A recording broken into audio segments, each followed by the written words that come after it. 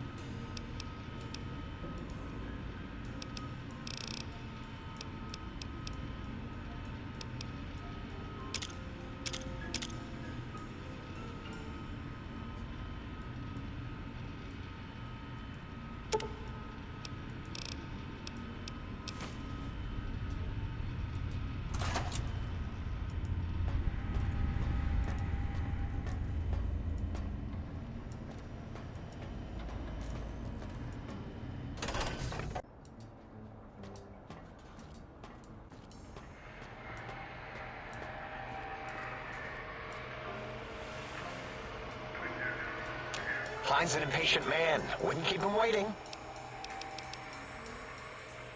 You sure are testing that personality chip thoroughly. All right. Yeah, there were a few under the monitors here. Here you go.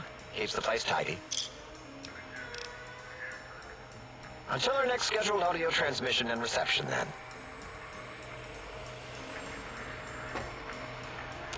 You should really see, Dr. Klein. We're all awaiting the results of your experiment. Your primitive eyes deceive you. No, there are no needs contained within my soft gel. Much like the soft gel of your eyes. No, nothing here. Until our next interaction, my intriguing little lobotomite.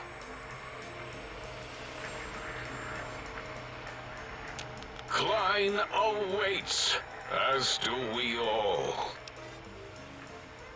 Why, yes, although the term is research. Thank you. Look at these. They seem to be found inside some of the specimens here at Big Mountain. I notice these results more and more now that I know to look for them. Come back anytime, and I'll show you what else I've discovered. Until next time, then. Provided there is a next time. For any of us.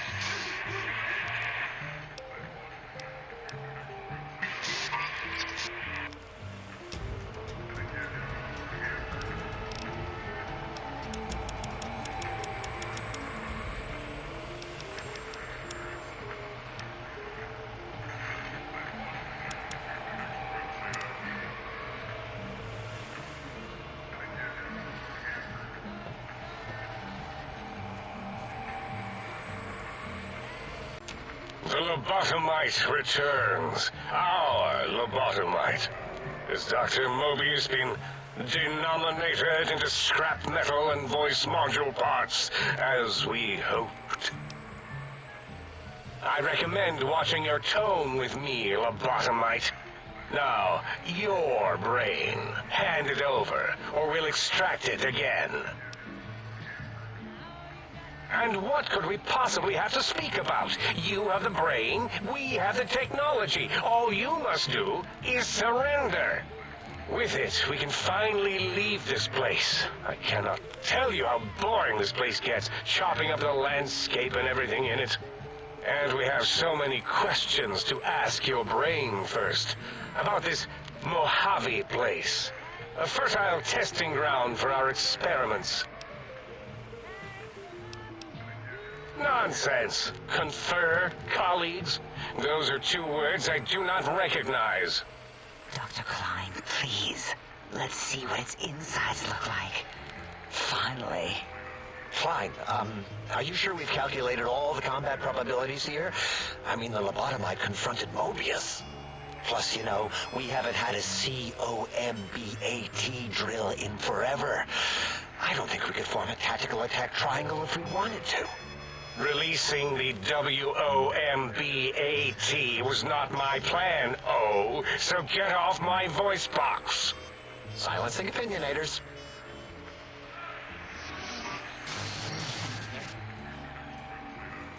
Why are you acting like this? You've never refused to commit necessary surgery before.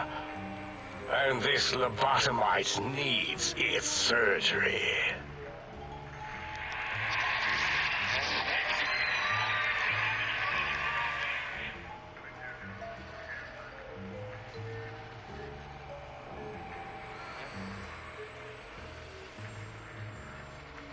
A noble speech, but there is no room in my vocabulators for friend and lobotomite in the same sentence. The very concept, revolting. Perhaps you are irradiated with camaraderie radiation. We have chems for that. We can save you from your emotional addiction. If I may, I feel as if I must be the voice of reason here. This lobotomite is much like us. Regarding even animals and pets as nothing more than avenues to promote science. There is good here. Instead of ending its life on the table, we should prolong its suffering in the name of science. Like good old Gabe, the finest of lab specimens. Why am I even listening to you fools? The determinators are greater than the hesitators, so hesitators, be quiet.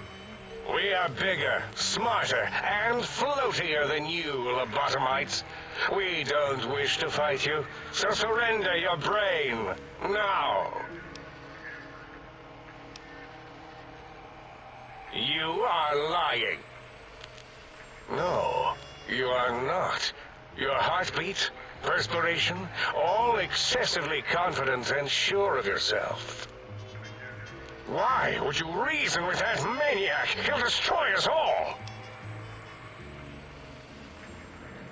That is the most insane thing I've ever heard. There's no way Mobius would condescend to step inside you. Besides, there's no way such a thing could be accomplished. It's impossible.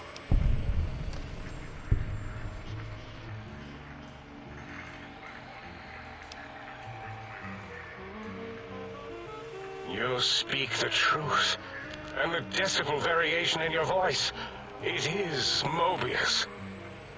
How dare you breach the think tank? And what do you want here?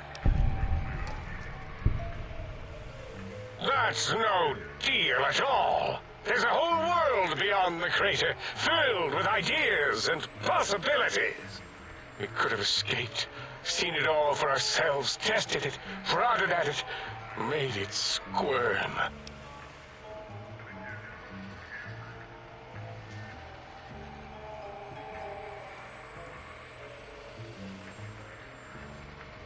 For you? And for science? I have a strange sensation that I would like that. How odd. Very well, partner. The think tank is at your service as long as you do not destroy us.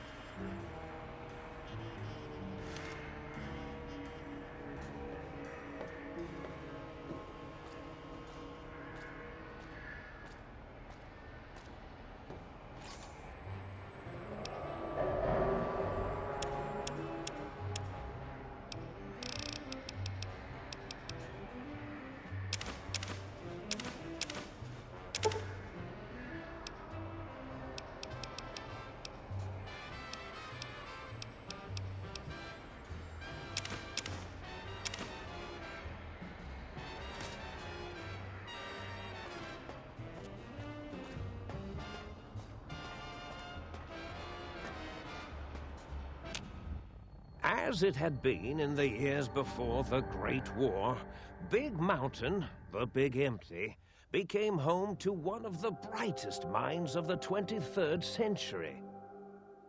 The Courier watched over the Big Empty for years to come, caring for it and keeping its discoveries safe until they were needed to help others. Which had always been Big Mountain's purpose. Past the laboratories and science, it had always been intended as a place to build the future of all mankind. The Courier had scoured much of the Big Empty, although secrets still remained in the crater's depths. Perhaps that was for the best, however. Curiosity, while sometimes rewarded for its efforts, often proves to be equally dangerous. Dr. Mobius continued his research undisturbed in the Forbidden Zone. As much as he had attempted to create better scorpions, he tried the same with humanity, with considerably less success. These failures didn't bother him overmuch.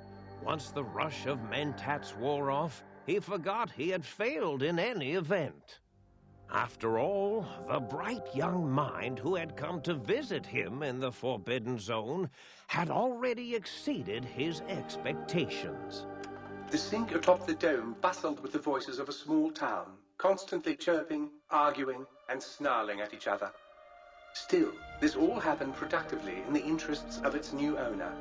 The Sync Central Intelligence Unit discovered, despite its inversion code, it was comforted by the sense of community the other personalities gave it. The Biological Research Station, obsessed with seeding everything in sight, requested a transfer to the X-22 Botanical Garden, so that it might, in its own words, sensually fertilize the garden's smooth contours. The garden sent back a polite refusal, saying it had prior commitments with a vault it had helped infect before the war. The book chute continued to devour all seditious materials until it nearly choked on a paperclip. It adamantly maintained it was a Chinese paperclip, and the whole thing had been an elaborately orchestrated assassination attempt. Whatever the reason, it slowed down for a while, carefully appraising each document and clipboard that came to it. The light switches continued to bicker and flicker. This persisted until the day someone dropped a flashlight in the sink, and the two of them united in their hatred of the showboat. The sink continued to ruthlessly scrub any particulate matter that came near it. Eventually, it gained access to the magneto-hydraulics plant and nearly flooded all the Big Empty in an attempt to scrub the crater clean. The toaster continued its psychotic spree, reducing all appliances in range to scrap electronics and spare parts. After one of its more psychotic episodes, however, the other Sync personalities decided enough was enough and dumped the toaster in a bathtub. Sparking and hissing, the toaster swore its enemies would rue the day when they had bread and no way to toast it. Muggy did his best to collect coffee cups, although in his quest, he accidentally trapped himself in Higgs Village. It might have been the end for poor Muggy. Except he found it peaceful there, tidying up the kitchens of the think tank professors back when they had been flesh and bone. Well, except for Dr. O, who was an asshole for having created Muggy in the first place. Muggy left O's house deliberately dirty, punishing the dishes and cups that lived there in blind revenge for serving Dr. O. Blind old Jefferson, with sounds the courier brought him, created a symphonic counter-frequency that saved Big Mountain from sonic invasion in 2910. If you didn't hear about it, good. It was rumored by the other personalities that he had a brief fling with the light switches. Although he forgot their names much too often and was soon left in the dark as punishment. Autodoc, always gentle and methodical, kept sewing up the courier in all the right places when the skin split open from repeated wear and tear. The Autodoc was just glad to have purpose again.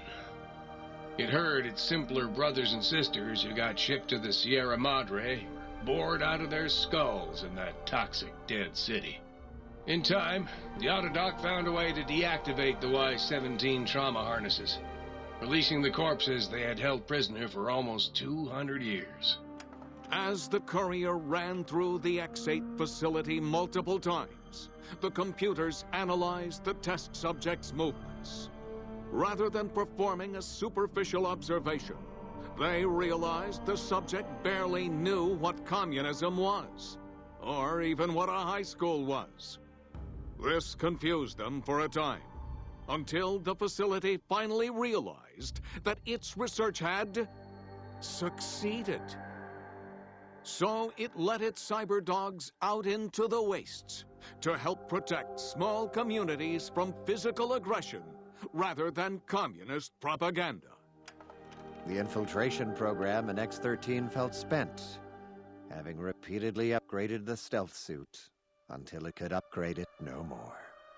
It felt warm, fulfilled, and a bit sluggish.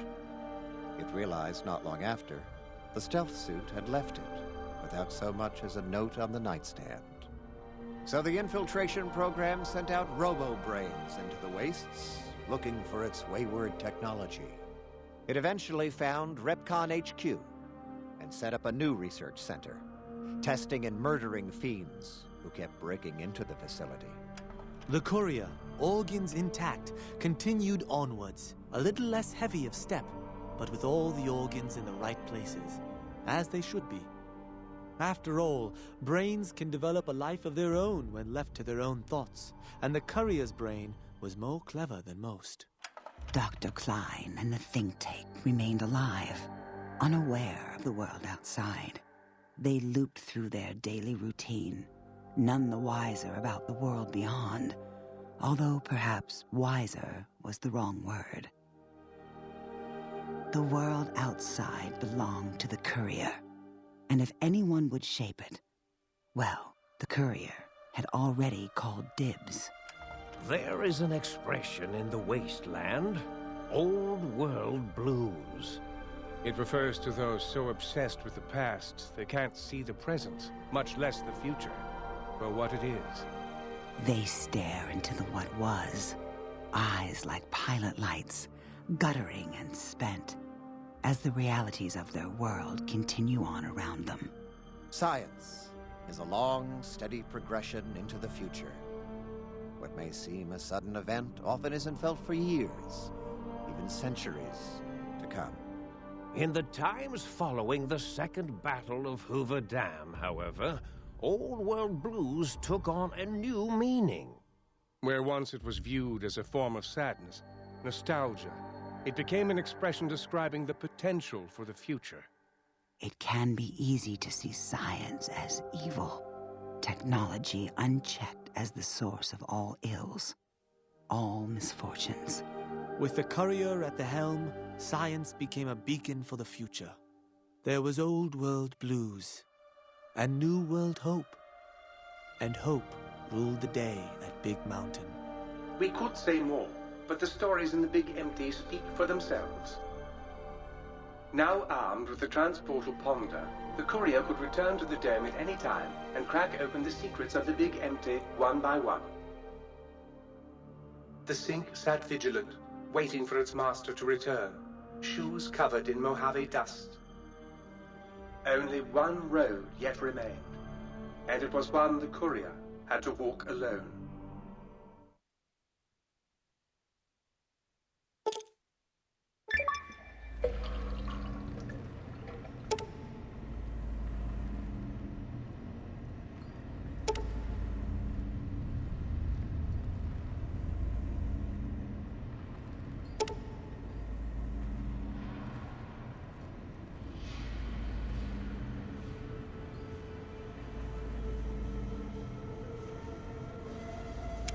Huzzah, sir! Huzzah! Huzzah, sir! Oh, yeah!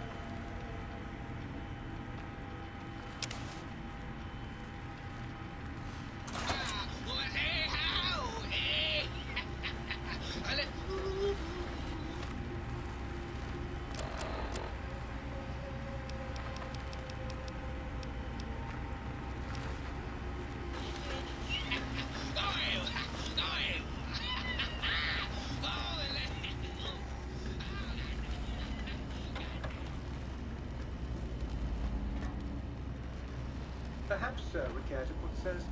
I trust matters regarding your brain were resolved to your satisfaction. And rightly so, I should think. All right, then. Let me just fire up the old interface for you.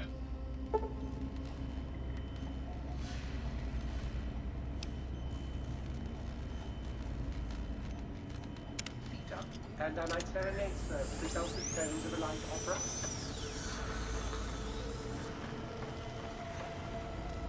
If you're planning to stay a while, I could see clear to giving you a once-over.